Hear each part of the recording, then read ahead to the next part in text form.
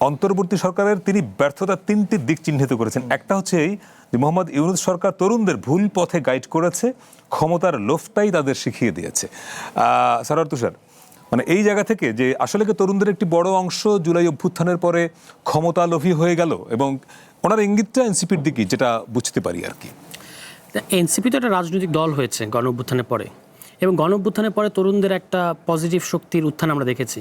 এটাকে যে কেউ চাইবে একটা সংগঠিত রূপ দিতে, এবং সংগঠিত রূপ দেওয়ার জন্য আমাদের আধুনিক রাষ্ট্র কাঠামোতে আপনি যদি জনগণের জন্য কিছু করতে চান, যাদের এই পজিটিভ এনার্জি এবং ভাইব আছে, এটাকে যদি স্বতঃস্ফূর্তর জায়গা থেকে একটা গোছানো জায়গা আনতে চান, রাজনৈতিক দলই করতে হয়। আমরা সেটাই করেছি, এবং রাজনৈতিক দল করার মানেই হচ্ছে যে আমরা সুনির্দিষ্ট প্রোগ্রাম এবং সুনির্দিষ্ট কর্মসূচি দিয়ে মানুষের কাছে হাজির হব, এবং টুডে আর টুমোরো মানুষ যদি আমাদের কর্মসূচি পছন্দ করে, তারা আমাদেরকে বৈধ, যেটা পার্লামেন্টারি ডেমোক্রেসির যে সিস্টেম, তার মধ্যে দিয়ে ক্ষমতায় নিয়ে আসবে। ঠিক আছে, ক্ষমতার জন্যই তো আমরা রাজনীতি করি, মানে ক্ষমতার জন্য রাজনীতি করি ইন সেন্স যে আপনি যেটা করতে চান সেটা তো আপনি নিজে ক্ষমতায় না গেলে করতে পারবেন না। কিন্তু আমরা তো কোনো কি বলে যেটা দুরভিসন্ধিমূলক কোনো পথে কিংবা অন্য কোনোভাবে ক্ষমতায় যেতে চাই না, বা সেটা শেয়ারও চাই না। আমরা চাই যে রাজনীতির করতে গেলে এখন আমাদেরকে নতুন দল এক বছর সবে মিলে 1 বছর 4 মাস এটাকে আরও বিকশিত করতে হবে, সংগঠন করতে হবে সারা দেশে, এবং তার মধ্য দিয়ে একটা সময় আপনার নির্বাচনী প্রক্রিয়ার মধ্যে দিয়ে ক্ষমতায় আসা। এভাবেই আমরা রাজনৈতিক দলটাকে দেখি। এর বাইরে ওনাদের বিভিন্ন বক্তব্য থাকতে পারে আমাদেরকে নিয়ে, কিংবা অ্যাজ এ হোল তরুণদেরকে নিয়ে,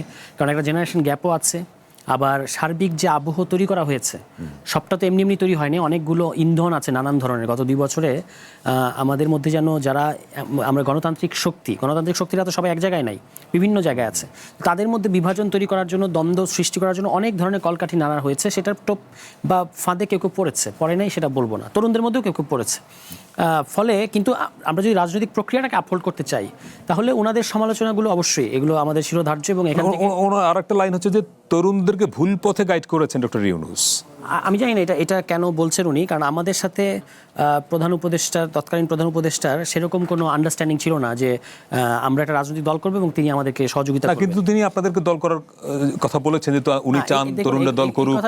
এই কথাটা আমি যেভাবে এবং এনসিপি গঠন করার পেছনে ডক্টর ইউনূসের ব্যক্তিগত আগ্রহ, সমর্থন, পরোক্ষ সমর্থন ছিল, এটা তো ওপেন সিক্রেট, এটা তো গোপন কিছু না। ওকে, আই আন্ডারস্ট্যান্ড। দেখেন, উনি কয়েকবার কথাগুলো বলেছেন, তরুণরা রাজনীতিতে আসছে, আমি চাই তারা আসুক, এই কথাগুলো বলেছেন। এটাকে আমি দেখেছি এইভাবে যে উনি চান যে তরুণরা রাজনীতিতে আগ্রহী হোক। এখন সেটার মানে এই যে তিনি তার সরকার কিংবা রাষ্ট্রের কোনো সুযোগ সুবিধা দিয়ে এনসিপিকে আপনার করবে, সহযোগিতা করবে, ব্যাপারটা সেরকম না। আপনি অন্তর্বর্তী সরকার আমলের এই ঘটনাগুলো তো আমাদের সামনে আছে, সারা দেশে সাংবাদিকরা আছে, লোকাল পর্যায়ে আপনি খোঁজ খবর নিতে পারেন। আমি নিজেও জেলা রাজনীতিতে সক্রিয়। সেখানে কতটুকু কি সুবিধা, মানে একটা দল করতে গেলে, একটা রাজনৈতিক দল জেলা পর্যায়ে মানে বড় করতে গেলে, এস্টাবলিশ করতে গেলে যে ধরনের প্রশাসনিক সহযোগিতা দরকার, সেটা আমরা পেয়েছি কিনা, এটা কিন্তু আমরা পাই নাই। ফলে পাওয়ার দরকারও নেই ইনফ্যাক্ট। ঠিক আছে, এখন যেটা হয়েছে কি, যে বৈষম্যবিরোধী ছাত্র আন্দোলন ছিল একটা আন্দোলনের প্ল্যাটফর্ম। এখানে কিন্তু বিভিন্ন ধরনের ছেলেরা এসছে, বিভিন্ন তরুণরা এসছে, তাদের আজকে অনেকে ছাত্র দলে আছে, কেউ ছাত্র শিবিরে চলে গেছে, কেউ আমাদের এখানে এসেছে, কিংবা কেউ এখন এই নামটা ব্যবহার করে।